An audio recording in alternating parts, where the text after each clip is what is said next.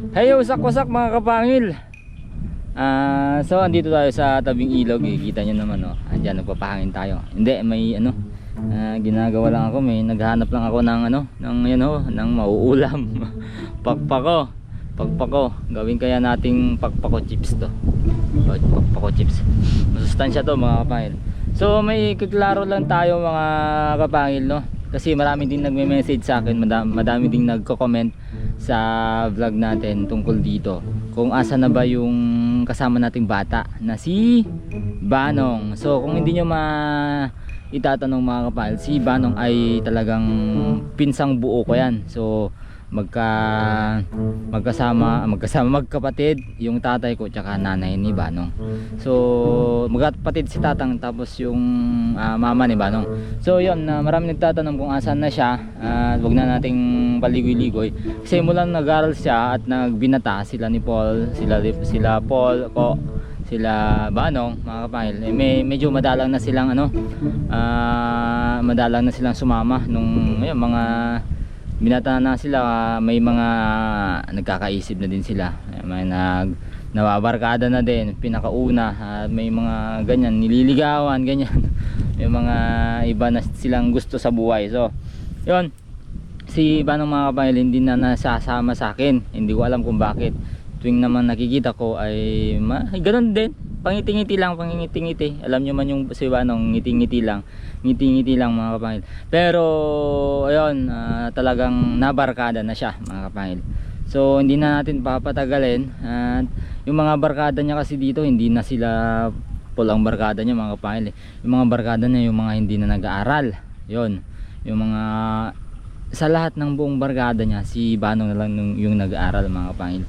Tapos mabisyo yung mabibisyo na din sila mga kapangil. Iwan ko kung naninigarilyo na si Banong ng per steak. Sabihin na lang natin dito mga kapangil kasi bata pa naman siya, para kung mapanood niya man to, ang may sasuggest natin sa kanya na gawin niya ay itigilan niya muna yung bibisyo. So ang nakikita kong bisyo niya lang mga kapangil, yung which is yung vape. Araw-araw siyang mag-vape.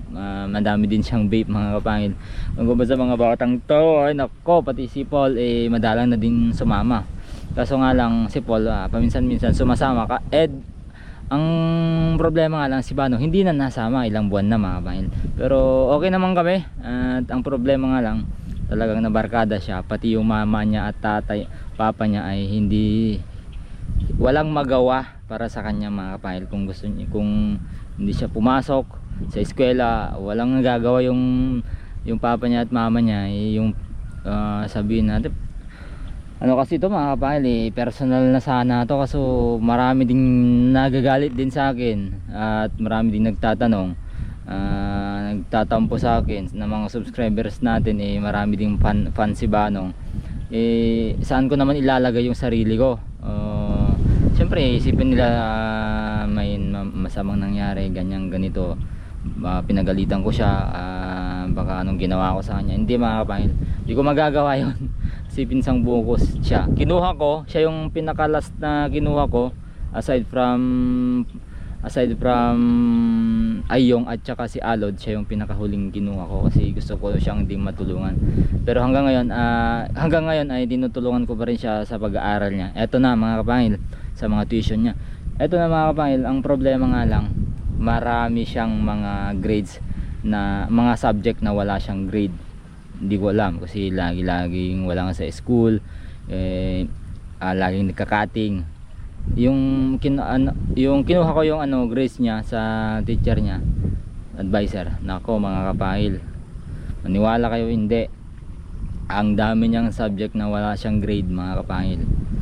Pati si Ko mga kapangil, no, ang dami nilang subject na walang grade. Ang buo lang ang grade, si Paul lang talaga ang buong grade mga kapangil.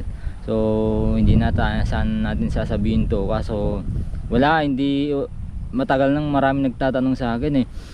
So para maliwanagan na sila, wala naman kaming problema. Ang problema mismo sa kanya ay sarili niya mismo siguro, kasi ultimo magulang niya hindi siya mapasunod mga kapangil, hindi nila kaya. What's more sa akin, mga kapangil, na pinsan lang ako tsaka sama lang sa vlog. Sa vlog naman hindi na din sumasama. So ayun, wala din akong magawa mga kapangil, no, nababarkada talaga. Ano mga ayan, nako, anong gagawin natin sa mga batang to? Pero okay, mag-alala kasi sa tuition nila, silang tatlo, Paul ko at si Banong, ayan, binabayaran ko pa rin, ako pa rin nagbabayad mga kapangil, hanggang siguro pag college sila, bahala na. Pero ang ano ko lang,